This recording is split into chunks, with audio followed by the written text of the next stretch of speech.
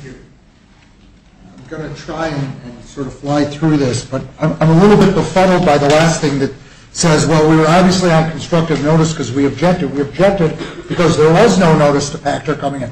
That's why we objected. If we hadn't objected, then they would have said you knew it was coming in. So I'm a little bit confused by that one, but I want to get to the other points.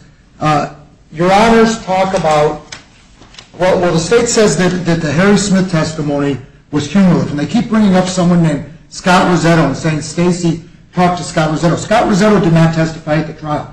He got 3 questions into it, and then the judge barred his testimony on due process grounds. So he didn't testify. The only statement from Stacy about Drew doing anything was the statement to Shorey, who had absolutely no ability at all to extort anybody. And that statement was factually incorrect because it said that Drew came home the night before Kathleen's body was found with clothes, washed them, and washed a lady's clothes, washed his own clothes, dressed all in black, and then he told me to lie when the police came. Well, first of all, the death was 2 days before her body was found, so it couldn't have been the night before her body was found. And it's just nonsensical. Why would you bring someone's clothes home if you killed them, wash them, and do all this stuff? Why wouldn't you have gotten rid of them? That statement was challenged when it was in court. But then came the Smith situation. Now, the judge had found that the privilege applied. The state had respected that ruling. In fact, the state objected when Smith was going to testify.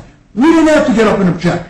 They were making our arguments for us. Well, why would you object when you were calling them? Well, you're co-counsel. You're on a team. You can't just get up there and I'm going to lay across the witness box and not let this witness sit there. But they made those arguments. And the privilege, the judge had found the privilege applied. That's the court's duty. The cases we've cited say. Well, let's talk about that a minute. Okay.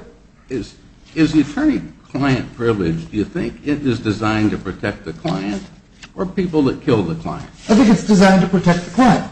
Okay. And so how does letting this person that murdered the client raise that privilege protect the client?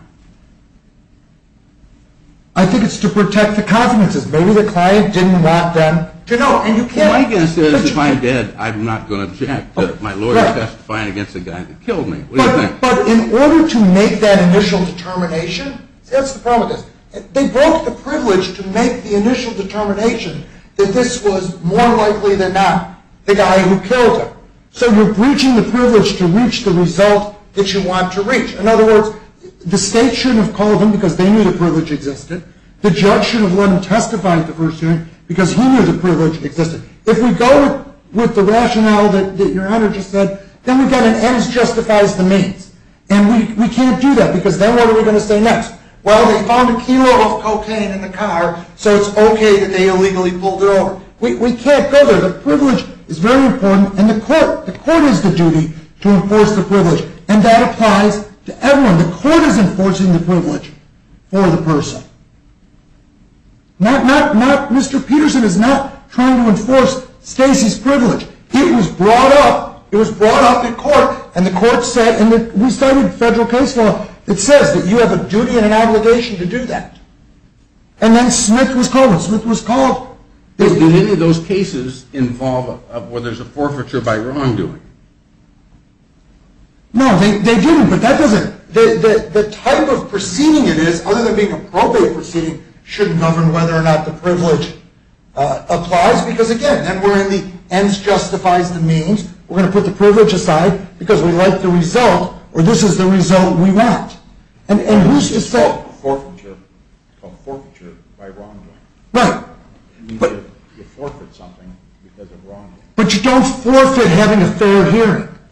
You don't forfeit that. Let's have a fair hearing, and then if they find it, that's fine. Then you forfeit. What you're forfeiting is the missing witness coming in.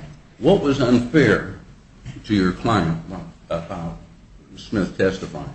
Because Smith's testimony at the forfeiture hearing you're talking about initially? At any hearing. Okay. How would this have rendered unfair that Stacy Peterson's lawyer testified? Sure. Because at the forfeiture hearing, he testified, he provided the reasons why Stacy was missing. She was telling me these things. She was going to tell people that he had killed Kathleen. She was going to say all these things. He was the one who made her a witness. It was based on his testimony that it was determined that she was a witness. And at the trial, again, what he said was, she told me Drew killed her. That's what she told me. Drew killed Kathleen. Not Drew dressed up in black, not Drew went over the house in the middle of the night, not Drew drowned her in the bathtub, not Drew beat her over the head, not he cleaned up the scene, not any of that. Drew killed Kathleen. Not even Drew said he killed Kathleen. It was totally inadmissible evidence. Forfeiture by wrongdoing, as I think I said before, the person is supposed to come in and testify. You're basically them. So if I eliminate a witness, and then someone comes in and they're effectively that witness on the stand. So Harry Smith was effectively Stacy on the stand. That's how forfeiture works. And you're waiving the confrontation clause. You've lost the confrontation right of the actual person, the hearsay. So now, Harry is Stacy. If you look at the examination of what was said, none of that would have been said. And if we'd have called Stacy to say that she knew Drew killed Kathleen, what would be the purpose of that? I mean, that would fall. Why would you call a witness to say that they knew that your client was guilty? Thank you. Can I just address one? Because you asked about the conflict and the per se conflict and the rule, and I just wanted to say there was other evidence in the record of trying to sell things. There was evidence in an earlier hearing of trying to sell for $200,000 some pictures and so forth. And it's not that we're saying that it gives you a motive to lose the case. It gives you a motive to make decisions that will sensationalize the case, that will bring grandeur to the case, that will put you in the spotlight.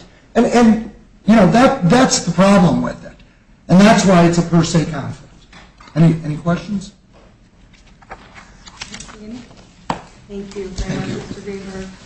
Thank you all for your arguments here today. This matter will be taken under advisement and a written decision will be issued to you as soon as possible.